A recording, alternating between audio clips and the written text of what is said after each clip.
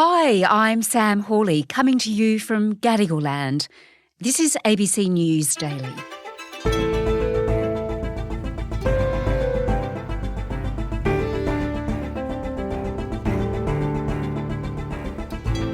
It's one of the most important decisions you'll make in your lifetime, buying a new home. But can you really trust the people selling it to you? Today, Four Corners reporter Paul Farrel on his investigation into the questionable practices of real estate agents.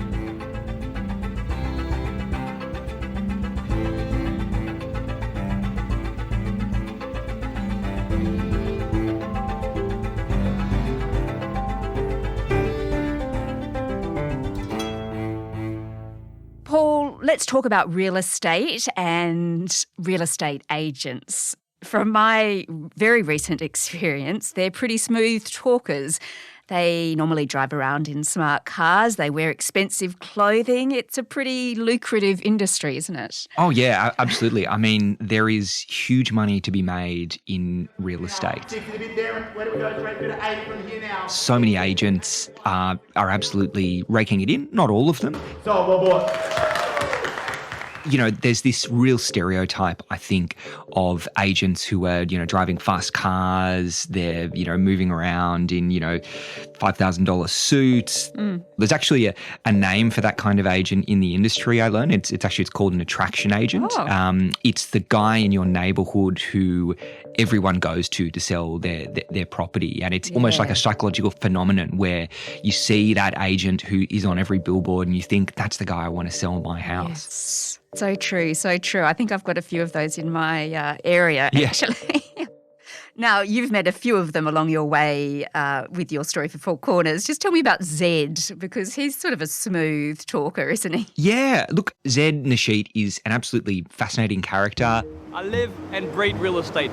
Real estate's in my DNA, sold by Zed Real Estate. He's from Afghanistan and, we visited him in Melbourne in his office there. Why don't we do this? Let's put 2.2 million in writing with 30 days settlement. Could you do that? We saw what his weekly sales meetings look like, the way he sort of pumps up his team. In today's marketplace, every single phone call matters, every single meeting matters, and every single appraisal matters. And if you don't close a deal, someone else will. He sounds pretty smooth. He likes to read personalities. He read yours straight away by the sounds of it. Oh, yeah. He gave me his analysis of me. Like your body language right now is telling me that you're very straightforward, you're very honest. He thinks I'm a bit indecisive when it comes to property, which is probably right. Indecisive person, so you need that push for like real estate. Sometimes when it comes to real estate, you're like, I don't know if I should buy now, I should buy later.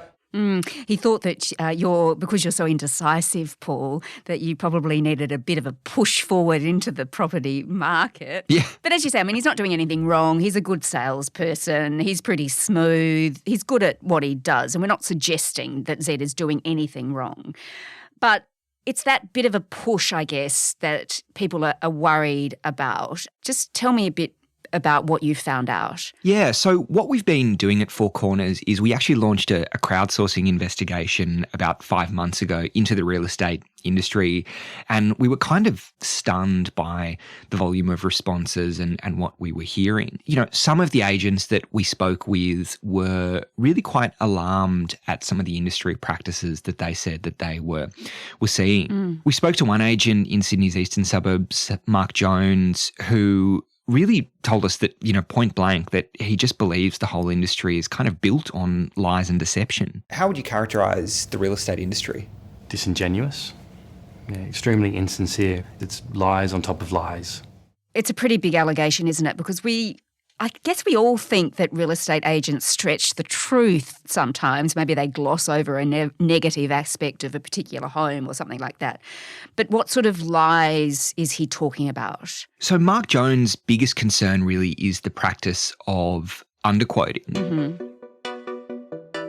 Underquoting is, setting a price guide for a property that's actually much lower than the agent thinks it will ultimately sell for. And interestingly, actually, Zed Nasheed held the same concern as Mark about that. He also believed this practice was widespread. The amount of buyers that show up to auctions in today's environment, they market a house between 2.4, 2.6, where they've reserve price at $3 million.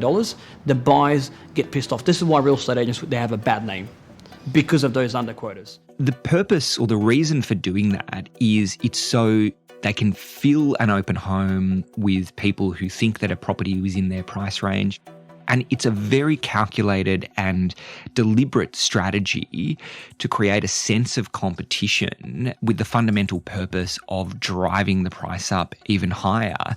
And Mark Jones is really concerned about how widespread he believes this practice is. He's even done some analysis looking at price guides versus ultimate sales prices to demonstrate that.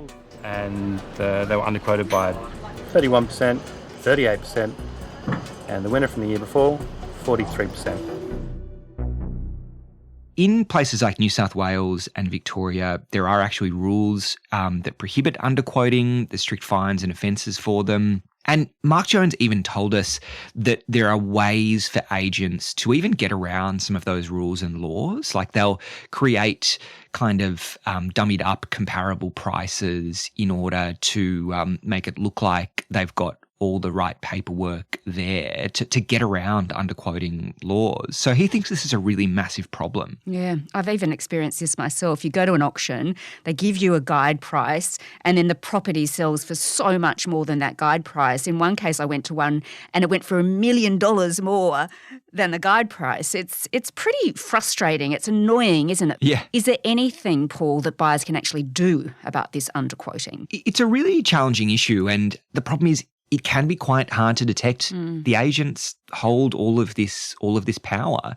But the reality is underquoting can do real harm to people. If you think that you're in with a shot for a property at an auction because of a lower price guide, you could spend thousands of dollars on solicitors' fees, on building and pest inspections, and then find that actually you were just never in it with a shot. Yeah, sure. What some buyers end up doing is getting a buyer's agent, because it's so hard to navigate this, isn't it? Because you're going to auction after auction after auction and you're probably missing out on a lot of those homes. So tell me about buyer's agents. They cost a lot of money, don't they? Yeah, so the idea of a buyer's agent is people want someone who's in their corner, who's backing in their interests, and that's fundamentally what a buyer's agent is supposed to do. Now, it's not cheap. Usually there's an upfront retainer, could be anywhere from $1,000 to $5,000 or $10,000 even in some cases. And then on top of that, one of the models for buyer's agents is that then they receive maybe a 1 or a 2% commission on the sales price of a property, which honestly, when I heard, kind of made me pause a little bit and think, because it's like, well, the buyer's agent is actually in that circumstance getting paid based on the sale price of the property. So how is it in their interest to get the buyer the lowest price if that's the model of payment? Yeah.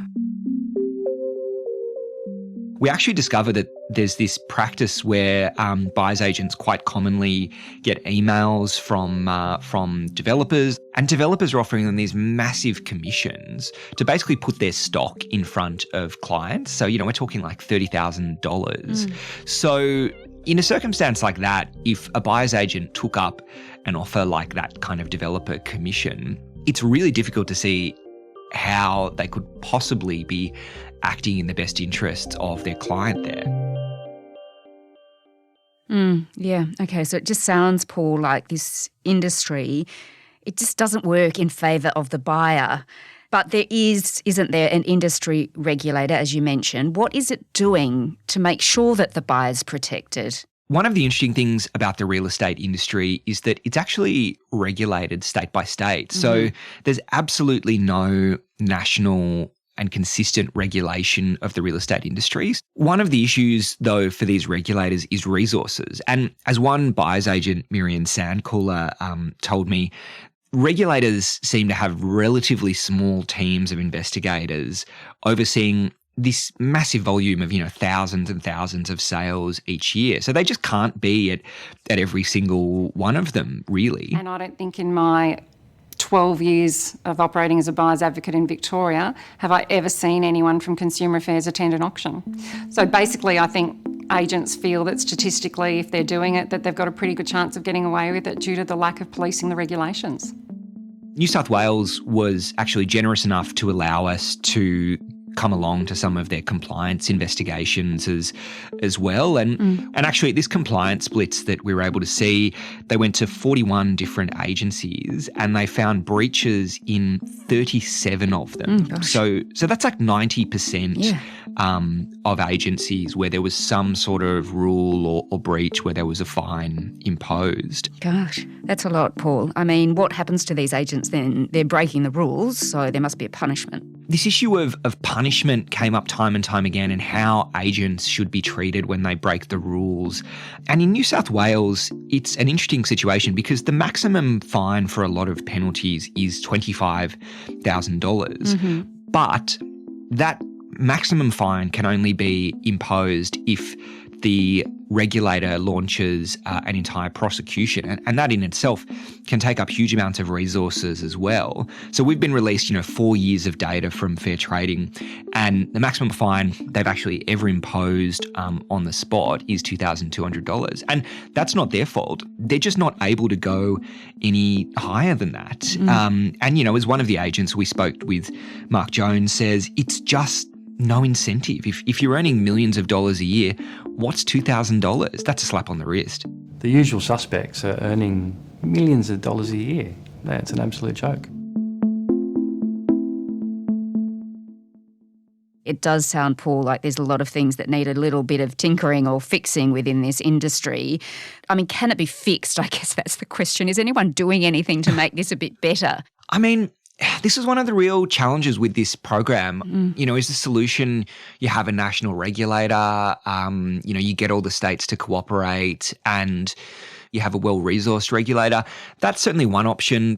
One agent we spoke with, Christine Shaw in Canberra, her view was that, we needed to have better legislation, but also that the industry itself should kind of be paying like a levy to the different state and territory regulators to beef up their compliance units. Perhaps that is an avenue, and that can help improve consumer confidence that the industry themselves are contributing.